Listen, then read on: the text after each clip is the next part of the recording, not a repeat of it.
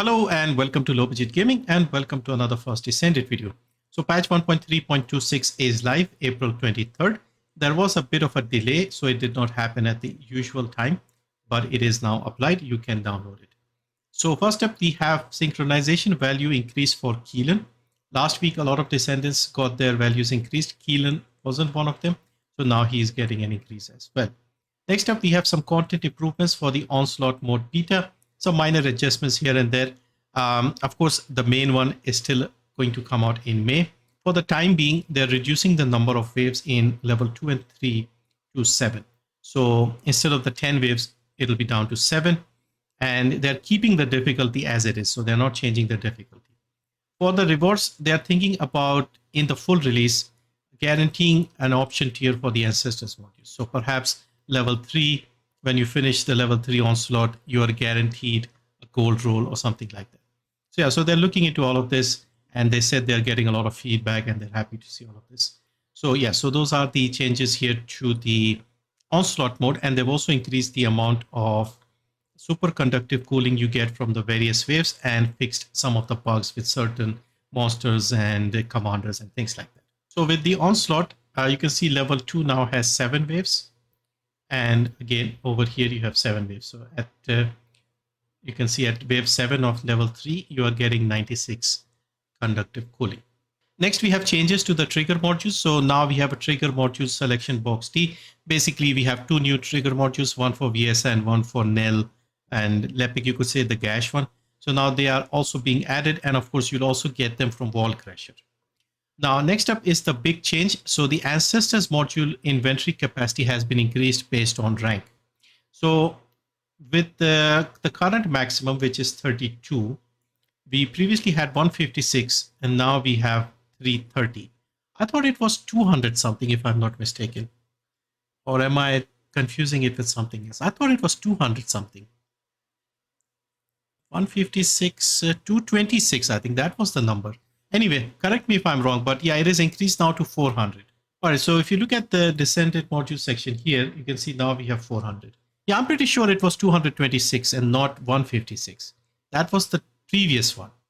So they have put the wrong information on the module sheet or in the patch notes. Anyway, so now you have more capacity for your Ancestors. They've also fixed the explosion effect of the restored relic. So it seems they have fixed the explosion effect of the relic and also given us back the option as well. So this is available again, and there are also some UI UX fixes with the Wall Crasher. When you defeat the Wall Crasher, all the modules and the things that drop, they've tried to make them not scatter all over the place, so it'll be easier to pick them up. So those are the changes here. Let me show you the explosion effect thing. By the way, when you load into Albion, they seem to have fixed the chat issue as well. So previously it would always go back to the All tab, even if you had saved the normal as the default one. Now it seems to be working. Another thing, before I load into the lab, when you had the hammer and anvil in the first position or the Eye of the Typhoon, you couldn't change the firing modes properly when you entered the the Colossus fight or the lab or even a mission. So I'll just show you that they have fixed this as well. So I'll keep this in first position. I'll enter the lab and then I'll show you. So we are just entering the lab. Now you can see if I press right click, I can change the firing modes. This wasn't happening. This was bugging. I had to switch between weapons and do this. So apparently this was an issue with the Eye of the Typhoon and Hammer and Anvil. They have fixed the issue for both of them. Now let's have a look at the restored relic and the options there. Okay, so let's switch over to restored relic, activate her first, activate her third. And now if I fire, you can see no explosions. And the setting is back in the gameplay section. You go all the way down. You have this one. This is the new setting here. So on and off, depending on whether you want to see the explosions. Now on to the bug fixes for the Descendants. They have fixed Viessa's Ice Sphere, the passive, finally. And there are also 1 or 2 other changes. Keelan, he was getting stacks of fierce attack even without a target nearby. That has been fixed.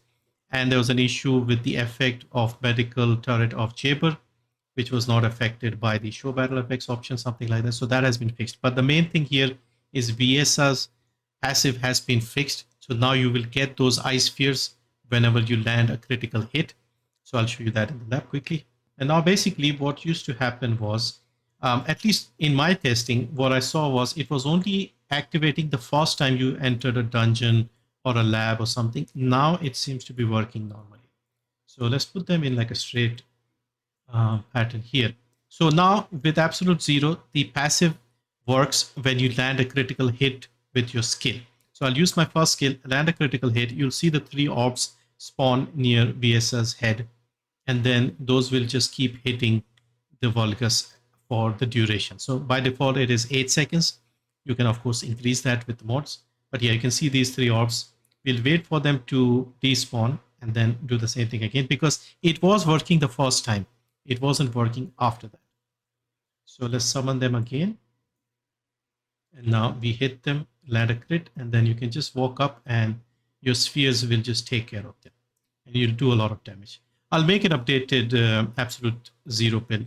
Next up, we have the equipment and mortues. So on the unique ability description of Sigboris Proof, it had listed it as burn. It should have been thermal burn. And then the thing I just talked about with the Eye of the Typhoon and the Hammer and Anvil not being able to switch the modes, that has been fixed. Next, some bugs related to monsters. So with Nell's ESIF scan, it wasn't displaying the correct position of Wallcrasher's chest part. And then some issues with the Stormhanger, the unstable cores, and the inhibitor. Those things have been sorted as well. Next, some UI UX changes. So in certain languages, the search for feature was not working properly. That has been fixed. Show unique appearances. This is something I mentioned in one of my recent videos, where Serena's wings or Harris and her exoarms, they were still appearing in the cutscenes even when you had unchecked the option. So this has been fixed. And also sometimes people were crashing when using photo mode, and something with chunking the weapons at Teslin. So this has been fixed, and some of the labeling and name of the various skins in the shop, they weren't working. So let me just show you this one here, because I'm pretty pleased they have seen my video perhaps and fixed this one. All right, so we have Serena over here. As you know, with Serena, she has this unique option here. Serena has this, Harris has this, Jaber, Sharon. So you can hide their unique cosmetics. For Sharon, it's the jaw blades. Same for Jaber on the chin.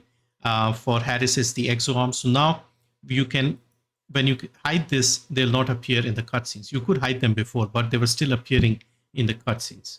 So if I just run the starting cutscene, you will see the wings shouldn't appear. You can see, you don't see the wings now.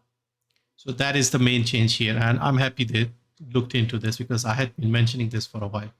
But yeah, those are the main changes here with patch 1.3.26. The explosion effects are hidden. The Ancestors module capacity has been increased. Viessa's passive has been buffed, or let's say fixed. So now the absolute zero mod should be excellent as well. Again, I'll try and make a video soon. I've made minor changes to the absolute zero build that I have. But yeah, you can see no wings over here for Serena. But yeah, that's it. Thank you for watching. See you next time.